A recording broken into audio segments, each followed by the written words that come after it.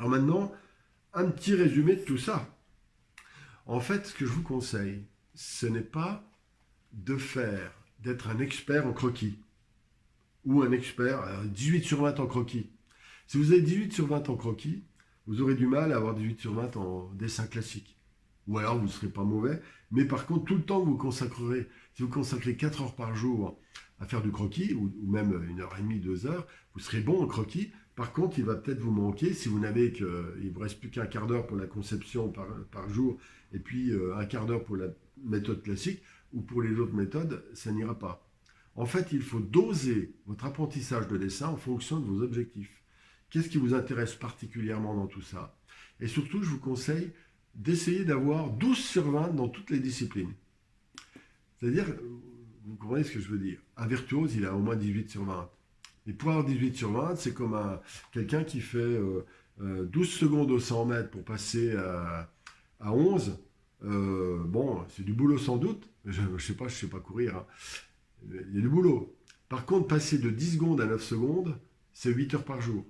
Alors que de 12 à 11, de 12 à 11, c'est peut-être 1 heure par jour. Donc il y a un décalage, il y a un facteur 10 pour la même seconde, mais pas au même endroit. Vous comprenez? Et bien c'est pareil pour la peinture. Faites attention, si vous voulez être un virtuose dans un des ingrédients, vous n'aurez plus le temps de travailler les autres. Je vous conseille, au moins dans un premier temps, d'équilibrer votre apprentissage de ces 5 manières de dessiner. Bien, il faut avoir 12 dans les 3. Voilà, note éliminatoire. Allez, 11-12. Voilà, ça veut dire, vous comprenez intuitivement ce que je veux dire par là.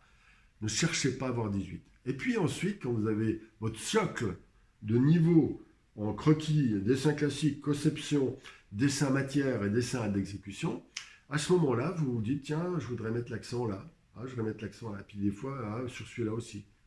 Et c'est ce qui fait que vous aurez progressivement votre style à vous. D'abord parce que vous allez profondément l'aimer, et ensuite parce que les gens vont être, vous allez créer un effet particulier, parce que les ingrédients finalement sont infinis. Quand vous avez 10 ingrédients différents, les mixer, vous savez, c'est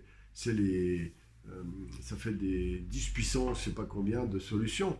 Euh, Quand vous mélangez le choix des traits, des manières de dessiner rapides ou classiques, et dans plein de sujets différents, il va y avoir un moment donné où il ne restera qu'une particularité, la vôtre. C'est ça qui est intéressant.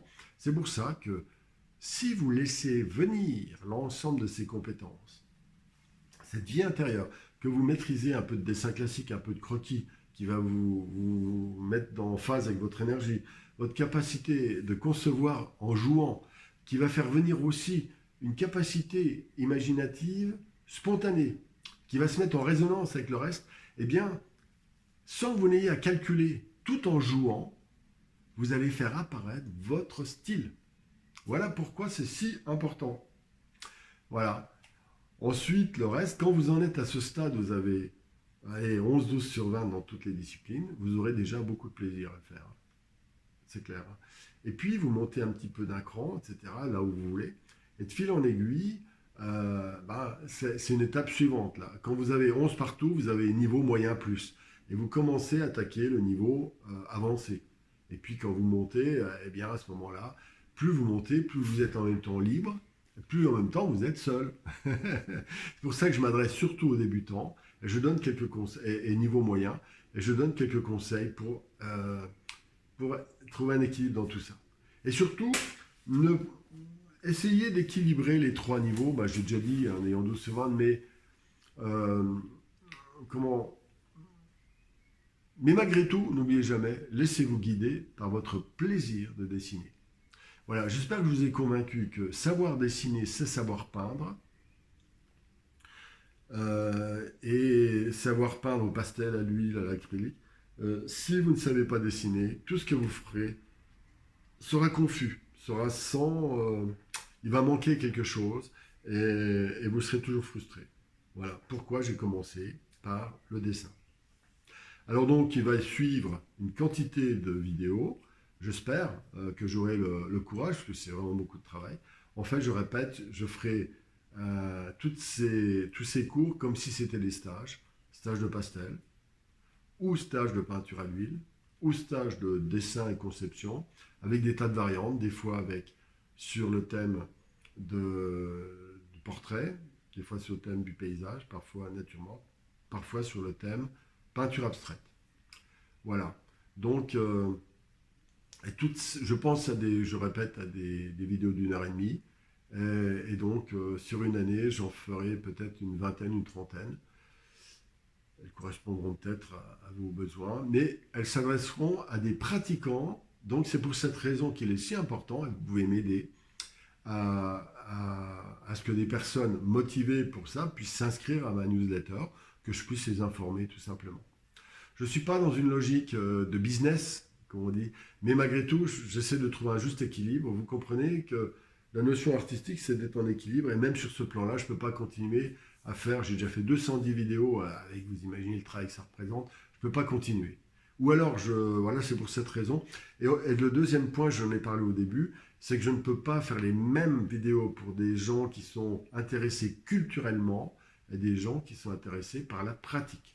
Voilà. Donc ça, c'est réservé à vous, peut-être, aux gens qui pratiquent.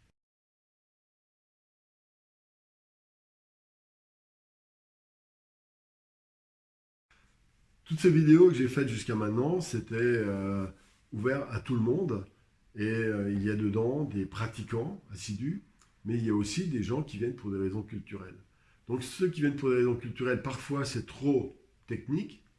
Et pour des gens qui viennent pour des raisons pratiques et techniques, justement, c'est insuffisant. Voilà pourquoi je vais faire donc toute une série de vidéos, j'en ai parlé dans l'autre vidéo, sur les thèmes très précis, techniques, par des vidéos d'1 h 30 sur des sujets portraits, naturellement, paysages, en technique pastel, huile, acrylique et dessin. Voilà, donc ça fait beaucoup de travail et je suis assez enthousiaste pour faire tout ça. Mais en plus de cela, pas mal de gens me demandent tiens, j'aimerais bien que vous me corrigiez mes tableaux. Alors je ferai quelques vidéos, pas de trop quand même, parce que là c'est vraiment beaucoup de travail, mais j'en ferai quand même quelques-unes de correction. La, le, on progresse quand on est corrigé. Donc c'est pour ça que très souvent, même si vous travaillez avec des vidéos, avec des exercices bien expliqués, eh bien c'est pas suffisant. Il faut aussi que vous soyez corrigé. Bon, en tout cas, certains d'entre vous. Donc je ferai ces vidéos de correction, mais aussi, j'ai eu de nombreuses demandes pour que j'intervienne pour le choix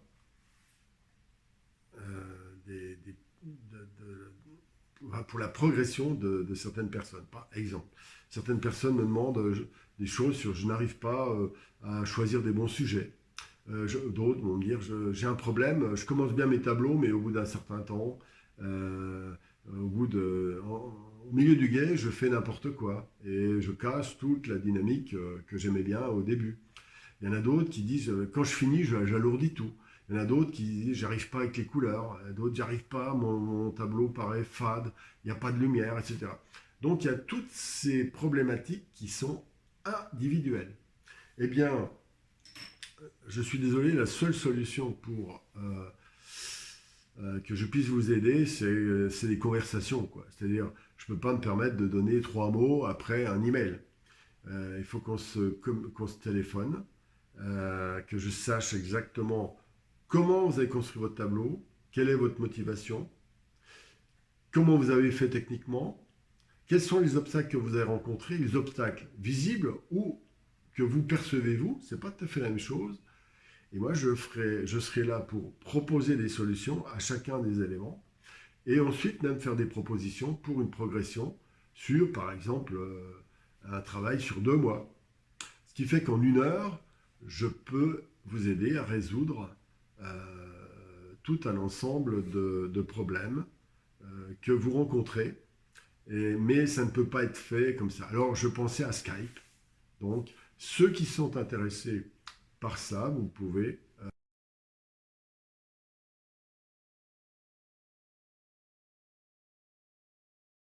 vous inscrire à ma newsletter sur la page d'accueil de mon site internet sylvainloisan.fr. www.sylvainloison.org.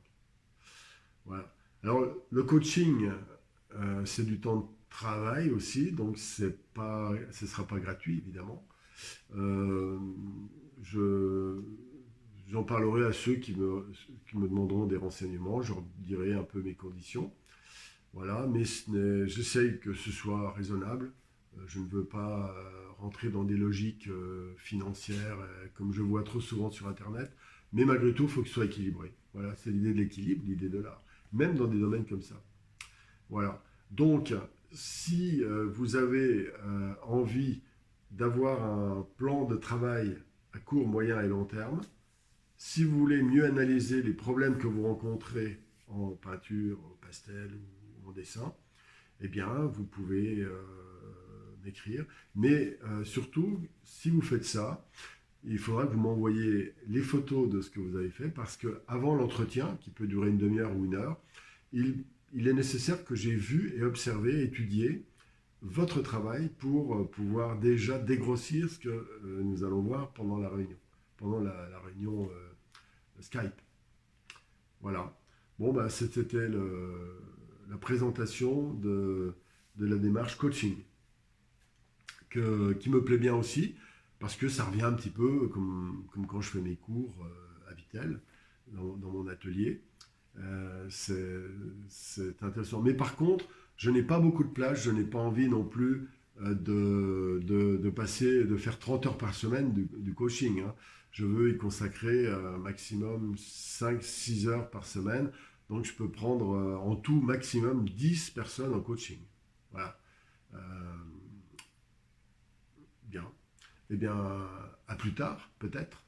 Et en tout cas, bonne pratique, dans la joie, dans l'enthousiasme. Et surtout, n'oubliez pas, vous êtes les empereurs d'un territoire de la taille de vos chaussures. Et si vous ratez, ratez dans la joie.